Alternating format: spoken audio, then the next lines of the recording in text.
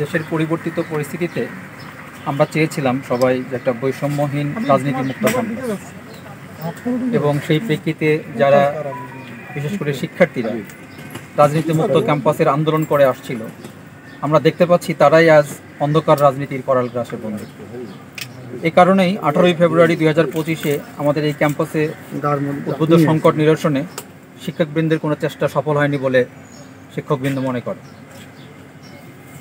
শিক্ষা উপদেষ্টা মহোদয় সহ তার প্রেরিত প্রতিনিধি দলও এক্ষেত্রে অসহায়ত্ব প্রকাশ করেছেন।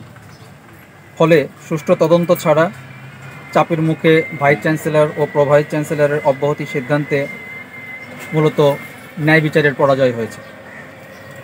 গৌরবান্বিত জুলাই গণঅভ্যুত্থানের দীর্ঘ 8 মাস পরেও যদি শিক্ষা প্রতিষ্ঠানে এহেন কার্যক্রম চলতে থাকে, তা শুধু বিশ্ববিদ্যালয় নয়, সমগ্র বাংলাদেশের রাষ্ট্রীয় শৃঙ্খলা ভেঙে ফেলতে পারে, জানিয়ে শিক্ষক সমিতি উদ্বেগ প্রকাশ করছে।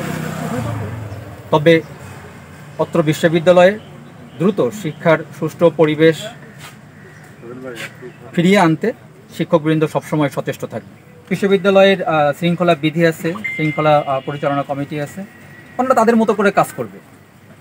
এদেরকে যদি বিশ্ববিদ্যালয় বডিকে যদি কাজ করতে দেওয়া হয়, সুষ্ঠুভাবে কাজ করতে দেওয়া হলে সেখান থেকে সবার জন্যই ন্যায় বিচার আসবে, এটা আমরা দৃঢ়ভাবে বিশ্বাস করি।